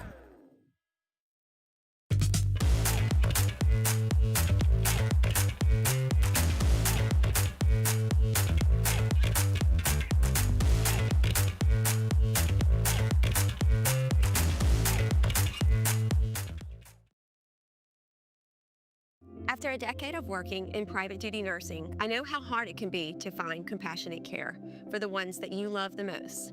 So I started Decision Critical, a premier concierge nursing agency, so we can take care of you wherever you are. Our highly skilled nurses provide exceptional care from the comfort of your own home with personalized packages for short-term, long-term, or even around-the-clock care. Visit us at decisioncriticalbr.com and give us a call today to get started. Men, age is just a number. Don't let it dictate how you feel. Goodwood Men's Sexual Wellness has anti-aging services that can help you look and feel your best. Visit yourgoodwood.com and discover a renewed sense of vitality. Breck teamed up to reimagine your parks, and you imagined big. With your help, we went to work, creating 12 beautiful community parks across the parish. A family-sized water park, miles and miles of trails, and parks just for your dogs. There are more places to splash, to explore, to run wild, and even soar. You imagined, we delivered. Gold. Breck, your #1 park system in the nation. Trust isn't given, it's earned by showing up, leading the way, and performing at your best when it matters most. Our Lady of the Lake sports medicine experts know what it takes to improve performance and build champions at every level. That's why LSU chose Our Lady of the Lake as its championship health partner, trusting Louisiana's best medical team to care for our state's best athletes. From championship athletes to everyday champions, trusted care starts here. I trust the lake. Hi, this is Beth Serena. Welcome to my pool.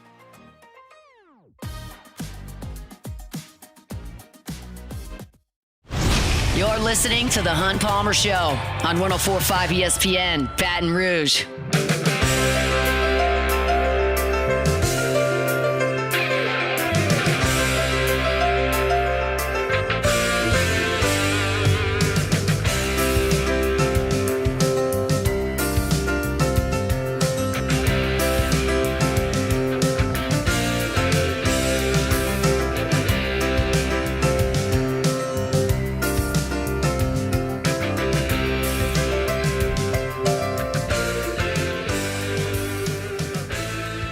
Let's turn our attention to the black and gold. Saints go up to Chicago, get it handed to them by the Bears and Dennis Allen. Sharief Ishaq, full of positivity here on this Tuesday. How are you, sir? Clint, let me start off by saying this. I just want to get it out of the way because people were giving me a hard time about this. People saying that I'm way too critical and harsh of LSU, but not the same type of harshness for the Saints. Let me remind everyone the expectations are way different. So stop bothering me with my harshness on LSU whenever they have a $20 million roster and a coach making $10 million a year, and the Saints are in a rebuild. So stop harassing me about that whole drama. There we go. All right. I promise I will not harass you. What do you think about the Saints on Sunday? Okay, what I thought about the Saints is exactly what I thought would happen. Dennis Allen would have a revenge game, not a reunion game. He does what he does best as a defensive coordinator. They went into that game as one of the top teams when it comes to forcing turnovers. They had 12 going into that game, got 4 more. I mean, they were going after Spencer Rattler and making Spencer Rattler make bad decisions. So I thought the game plan was exactly what I thought it was going to be. He knew what Spencer Rattler would do. He knew the weapons that he had on that offense, and they just kept attacking and attacking. The pressure was coming from everywhere, that he was disguising it, and he made life a living hell for Spencer Rattler in that offense the entire game. And he's allowed to have one bad game, maybe a few bad games. So the whole replacing Spencer Rattler isn't happening this week. So we can just move on with that discussion. It was one bad game. Let's talk about the defense in the game, or lack thereof, I guess, against the running game. They did a decent job in coverage. Caleb Williams had a pretty rough day, but they couldn't stop the run. Was that surprising to you? Yes. Almost, 225 yards? Yep. And I think DeAndre Swift was around 25. You're averaging around 5.5 yards a carry. That is it's disgusting work. It is disgusting, nasty work by the defense that has been fairly good and fun game for most of this season. But those are the two reasons I lost: the 4 turnovers and 100% the run defense. It was just pretty. It was just ugly. I mean, there was no stopping anyone. They were just gashing him on the ground, up the middle, outside. They were doing everything they wanted against the Saints run defense, and that was so disappointing, Hunt. It is so disappointing to see the run defense play that poorly against the Chicago Bears. I was even more surprised, Hunt, that the Saints weren't able to run the ball against a defense that was ranked second to last in the NFL and in rushing yards. They gave up about 156 yards a game. The Saints only had 45 yards, and that's losing football. Not being able to run, turning the ball over, and giving up all those rushing yards. Losing football. No doubt. Quincy Riley made a good play, had an interception. Do you feel like there are times where some of those young secondary players with Sanker are making some plays? Yeah, let me settle down a little bit. I think I'm still fired up from the beginning of this phone conversation. Let me settle myself down.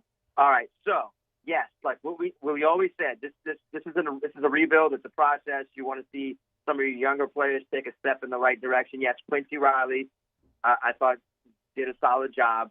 They did a really good job in terms when it came to the pass defense. There's no complaints there, but why would they pass the ball whenever they're running for 225? But yeah, I think on that first drive you saw that Quincy Riley made a key tackle on second down that was inside the 10-yard line. Also, Sanker made a great play to stop Swift from scoring a touchdown. Then Riley made that play. So, yeah, I think you're seeing like those young pieces continue to develop and make those plays that and taking steps in that right direction that you want to see him make. And Quincy made that pretty nice interception. So you are seeing your young players, get down there and make those plays. And look, they even had Danny Stutzman in there a lot. He made some plays there whenever he was in the game. So you're starting to see those rookies that you drafted in this past draft class, get on the field. You start a game at a time because it took Quincy a little while to get on the field. Now you're starting to see Danny Stutzman get more reps. So, and now you're going to see Devin Neal with Kendre Miller out for the season. You're going to have to see these guys, show me something. You have to show me something with, 10 games left in the season. So here's their opportunity to say, look, we drafted some good players. What was a more impactful injury to you? What's a bigger deal, Kendre Miller or Eric McCoy? Not even close. You saw what happened last year when Eric McCoy went out after that during that Eagles game. It was an absolute disaster on that offensive line. The disaster. I mean, catastrophic disaster without him on that offensive line. I think that is, without a doubt, could be the biggest injury for the Saints if he goes out every year. It is 100% him. He is one of the most important players on that team on both sides of the ball. They need him desperately. They need him for Spencer Rattler, and even if Tyler Shough gets to run in there and get some plays this year and get some starts, without him, it's going to be tough. It is so tough without Eric McCoy running that offensive line. And I should have asked this more. Obviously, the starting center is more important than the second-team running back in terms of an injury, but you know what McCoy is. You really don't know what Kendre Miller is, and now you can't evaluate him. And that was kind of where I was getting at on there. Like, how big a deal is this for his future with the Saints? Yeah, I mean, in terms of Kendre, yeah, I think, he was having a solid season. We can all agree that. The unfortunate part is that it was on a 7-yard carry. And it was a nice carry, and he hurt his knee. I mean, look, they desperately needed him to stay healthy for this entire season, to evaluate him in case this is it for Alvin Kamara. And I thought that game against the Bills, he was really had a good game. I think for the most part of this season, it's been, a good season for Kendre. And then you see him just go down after that. I had no clue. I thought maybe it was not as severe as it was, but it wasn't. It came out to be that it wasn't a good injury for him. I mean, he's averaging close to 4 yards a carry, a little bit more than 4 yards a carry, and I just think he would have had a very good, solid season as the number 2 back. And now, in year 3, he's hurt once again. So, do they have to address that again this offseason with their draft or agency? They may need to look in a direction where they need to get another running back. Regardless, I think they have to look because of Alvin Kamara. Saints and Bucks on Sunday. Bucks took one on the chin this weekend, but have been very good this year. What do you make of this matchup? I don't think much of it. I think it's a loss. I know they don't have Mike Evans. They may be without Chris Godwin and Bucky Irving again. Both of those guys are still trying to come back from injuries, and I think Emeka Egbuka was hurt yesterday, but played through the injury against the Lions. I think he had a hamstring injury, so. They're beat up, but as long as you have a quarterback and a good defense, I mean, they're good. I mean, Baker Mayfield is, I like to say, he's very arrogant, very cocky, talks a lot of trash, but backs it up, and it turns into confidence and wins. So they're probably favored by 4.5, 5 points. It makes sense. I mean, I like the Bucks. They've won the division 4 straight years. They're probably going to win it again this year. So I think the Saints are going to play with more edge. It's their first NFC South game. It's going to be competitive like most of these games have been this year, but I just like the Buccaneers. I just want to see steps in the right direction and more of these young players continue to make plays. We'll see. Saints and Bucks coming up on Sunday from the Dome. Pels crank up tomorrow. Expectations where? My expectations for the last few years have been very low. Okay, so hear me out. The last few years, I said, there's no way this team is going to be healthy. Zion isn't going to be healthy. He's not going to get into shape. And this year, when we did our predictions, I said, I'm going to go to the flip side of it. I'm going to be positive. I think they're finally going to be healthy. Zion looks good, happy, healthy, ready to be a leader. Trey Murphy's ready to take that next step, and I really like the additions of Jordan Poole and Kevon Looney. Yes, Looney's out for probably 2 to 3 weeks with that sprained left knee. I have him at 46-36. I know that sounds crazy to over 31, 32 wins. If they stay healthy. And I'm saying if they stay healthy, not completely perfect health. I'm saying good health. I think they can get between 43 and 46 wins. I like that. I mean, I like the team. I like when you bring in a guy like Jordan Poole and the leaps that Trey Murphy is going to make. I'm going to be confident that he is going to make those leaps this year. I like it. I like the team. I mean, hopefully they prove me right like they proved me right the last few years, even though. So I'm hoping for the positive prove me right this year. I just like it. I like the team. I like the way they're carrying themselves this year. And Zion being happy and healthy is a very good thing. That's something maybe a lot of people don't talk enough about, but the other pieces around him can make things even better. Look, don't sleep on Eve Measy. He's a guy you should not sleep on. I think his game has improved since last year. We shall see. Pels in action tomorrow against the Grizzlies. Sharief, thanks for the time. All right, Hunt. I'll be less calm next week when you call me, even though after our loss. We'll see. We'll see if it's another 0-2 weekend in football for South Louisiana. That would be disappointing to say the very least, but we'll see. Both teams underdogs on their home field this weekend. All right, we'll take a timeout, come back, and finish things up on this Tuesday edition of the Hunt Palmer Show. The Hunt Palmer Show. Genesis of Baton Rouge. GenesisofBatonRouge.com is the website. Look, go check out that website. You can see all the inventory right there online. You can also see their certified pre-owned vehicles as well. And rentals are available. If you're got a family vacation coming up for Thanksgiving, family vacation coming up for Christmas, or maybe you're heading the road for a football game, you don't want to put those miles on your car, but also at the same time would like to get behind the wheel of a Genesis to see just what that feels like, highly recommend getting by and checking out their rental inventory. They're happy to help you with that. You can find it at GenesisofBatonRouge.com. You can stop by Airline at PQ, just pop your head and say, hey, Hunt said I could rent a car. They'll get you behind the wheel of one of those luxury brand at a reasonable price. That's the model at Genesis. And every single model on the line, IHA top safety pick. All of them. So you're behind the wheel of one of the safest cars on the road. It's Genesis of Baton Rouge. Check them out online, GenesisofBatonRouge.com. Flight by Yingling is raising the bar by crafting the next generation of light beer. With only 2.6 carbs and 95 calories, this is premium refreshment 6 generations in the making. Flight by Yingling. Raise the bar. Parish Construction and Roofing. This is Coach Kim Mulkey. Go to parishbuilt.com for all of your roofing needs. From your hometown, parishbuilt.com. My father, J.B. Faugu, had a vision of growth for First American Bank and the communities we serve. The bank's foundation was built on his legacy of compassion, loyalty, and dedication. Through his years of leadership, First American has prospered to heights even J.B. could not have imagined. I know my father would be extremely proud of the customer service and financial stability that First American provides to Southeast Louisiana.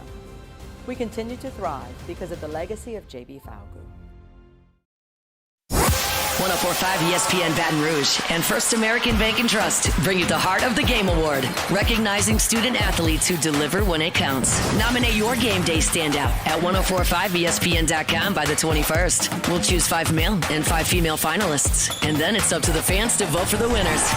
Each winner gets a $250 gift card, a custom award, and the spotlight they've earned. Presented by First American Bank and Trust, a banking tradition since 1910. These are the luckiest ice cubes in the world. They could have been a thankless bed for an all-you-can-eat salad bar. But instead, they've been called upon to cradle and cool a crisp, refreshing Dos Equis. Looks like the lucky just got luckier. Dos Equis. Man, age is just a number. Don't let it dictate how you feel. Goodwood Men's Sexual Wellness has anti-aging services that can help you look and feel your best. Visit yourgoodwood.com and discover a renewed sense of vitality. At Ochsner, we know healing is a team sport. That's why we've partnered with world-renowned orthopedic surgeon Dr. James Andrews to create the Ochsner Andrews Orthopedics and Sports Medicine Institute. Whether you're a professional athlete or a weekend warrior, our team of specialists are dedicated to getting you back in the game. So whatever your reasons are for reaching your personal best, we've only got one. You. Ochsner Andrews Institute. Long live you. Family owned and community driven. Service Chevrolet Cadillac, a legacy you can trust since 1972. This is the Hunt Palmer Show on 104.5 ESPN, Baton Rouge.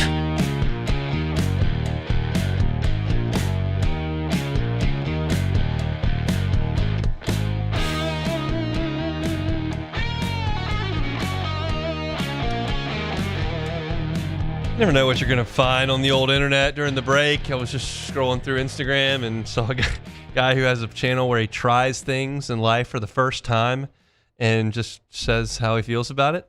And tried potato salad. Ooh, I hate potato salad. And he did not like it. Yeah, I'm about to say, I can see where this is going. No potato salad in your gumbo? Oh, no. And I see people do that. I just, you know what else I hate in my gumbo? Okra. Hate okra in my gumbo. Can't stand it. I hate that slimy okra. I like okra. Potato salad, I'm completely indifferent on. Like, it's not something I like. Go to a barbecue restaurant, gotta have the potato salad. Yeah. Like, I don't really care. Like, I'll eat it, and it's fine. I don't feel like it adds to my gumbo. I've put it in there a couple times, and I kind of like gumbo just without the potato salad. So, like, there are a lot of things that I just will not eat. I don't like at all. Potato salad does not fall in that category, but I don't need it to add to my gumbo. It's just not necessary. I'm not a fan of cold foods like that, you know. I need a little heat with my food. I need to just, you know, make it alive. Well, some stuff is good cold. You know, cereal. Cereal. Like fruits are good cold. Okay, fruits. You know, I'm not a cold pizza guy. I got to throw that. You know, I got to throw that. Pizza. Okay, here's the question: how do you reheat your pizza? Ooh, you got me. You're going to the microwave. Yes, you got me. You got me. Look, I just need it quick, man. It's gonna be quick, and it's gonna be mushy and sloppy. It is. I mean, it still tastes okay because it's pizza, and pizza's awesome, but it's clearly the inferior way to heat it is. up. No, look, I'm not a role model, kids. Do not be like me. And I'll go air fryer sometimes, but I've found the best method is just go skillet on the top and just put it right on there, heat it up. It crisps it up real nice. I will say the air fryer. If you got some fries that have been sitting, throw those fries in the air fryer. They will. Oh my goodness. Our air fryer is 91% Myers, the 3-year-old. So that's what we use the air fryer the most for. Oh, I'm like, he's using the air fryer? No, he does not use anything. But that's where his food generally comes from, whether it's chicken nuggets, chicken fingers, fries, and then you got your corn dogs, whatever the case may be. That's where he gets a lot of action out of the old air fryer. If you're not going to eat a corn dog out of the air fryer or a cold pizza or potato salad tonight and want to go to Court to Table, I highly recommend it. From 5 to 8 tonight, they'll have live music and percentage of their proceeds at Court to Table from dinner tonight. Going to go to Mary Bear Perkins Cancer Center. And then at 8 o'clock, we start up sports trivia. So if you're looking for something to do tonight, we started things at Court to Table last week. It was a huge success. Just had a great crowd. You can play cornhole. You can play pickleball. They got games on TV. Going to have the NBA on tonight. We got great seating areas. Got great gift cards to win. The microphone works great. Had a lot of teams. So if you want to come out and play some sports trivia, inject a little life into your Tuesday evening, we'll be there 8 o'clock tonight, and I'll have you out of there by 9:15 or so. Not something that's very long. It's just fast moving, hard hitting, and then move on. It's always a lot of fun. So looking forward to getting out there tonight to Court to Table on Burbank. Hope to see you there. All right, take it or leave it.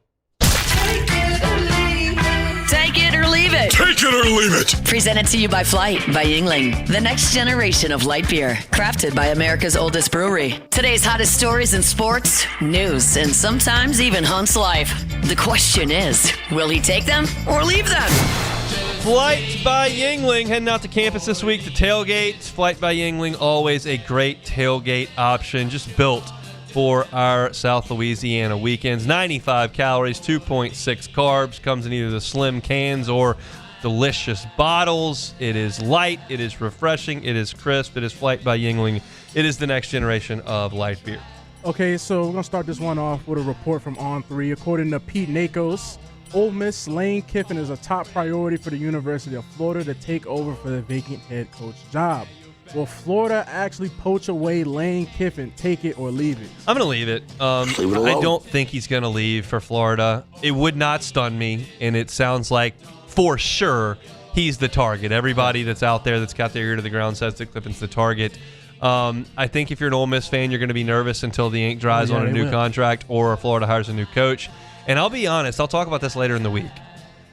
If they beat Oklahoma this week, they're going to make the playoff, and I think Lane Kiffin's going to stay. Yeah. If they lose to Oklahoma this week, It's sticky. You might have a situation where he gets a wandering eye and goes, I've put a lot of work into this, and we keep bumping our head on the ceiling, and maybe I can't do it at Ole Miss, and I know it can be done at Florida because it has been done at Florida by multiple guys in the last 30 years. Let me look. And so I think this is a big week for Ole Miss. I think it's a big week for Lane Kiffin. They win this game against Oklahoma. I think they're in pretty good shape to keep him. I think if they don't, could be dicey. Could get sticky. Okay, so we got a good one right here. Will the Pelicans start off 1-0? Take it or leave it. Don't you have a Pelicans podcast? Oh, I do. Aren't I supposed to ask you that question? I mean, I think we'll start off 1-0. 1-0. Oh, for sure. You're feeling for sure. Oh, for sure. Over Memphis. Oh, well, the reason why is because Zach Edey's not going to play.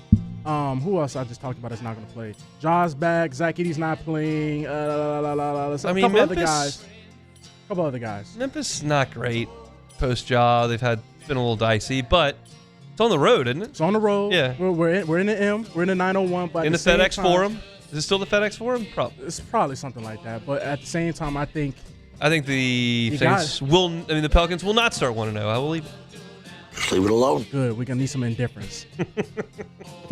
Last but not least, will Harlem Berry be the RB1 by the end of the season? Take it or leave it. I will leave it, but I think his role continues to grow. He's showing something. There's no doubt. And he's got wiggle. Durham had that ankle injury. I'm a little bummed out that Caden Durham keeps getting caught from behind. He got caught in that game. He got caught last year by I think it was South Oklahoma Alabama and Oklahoma as well. Yeah. And he got caught against Alabama on the first play. He busted it. Like I thought of him as like a track speed guy. He was. And he's gotten run down from behind like 5 times in 2 years, a year and a half. So he's still a good player. I want him on the team. I think he does well. Harlem Berry, I think, is a very good player as well. He's growing into that role, and you're seeing the elusiveness that he's got that's really good. So, I think you're going to see more of him as the season goes on. But as the starting running back, maybe not Frank. Frank likes some veterans. Now, last year, Frank was a running back coach, and he went to Caden Durham as the true freshman. So it's not to say that it can't happen. Jeremy Hill was a redshirt freshman that became the starting running back for him. Kenny Hilliard in 2011 became the starting running back as a true freshman. Spencer Ware was still there. Michael Ford, Alpha Blue, those guys. But he got to Kenny Hilliard by the end of the year. So it could happen. That's it for Take It or Leave It here on this Tuesday. Lots to get to today. I opened the show with a lot of statistics on LSU's offense that are not super fun. But you can go check that out at Hunt on LSU. Also talked about Brian Kelly and his future in Baton Rouge. You can catch that at Hunt on LSU. Talked about Tyler Shough and Spencer Rattler. Also talked Saints with Sharief. Hunt on Saints for those segments. If you missed the whole show, Hunt Palmer Show on demand wherever you find your sound. Matt's going to drive you home next on After Further Review. We're back tomorrow, same time, same place for a Wednesday edition of the Hunt Palmer Show. The Hunt Palmer Show.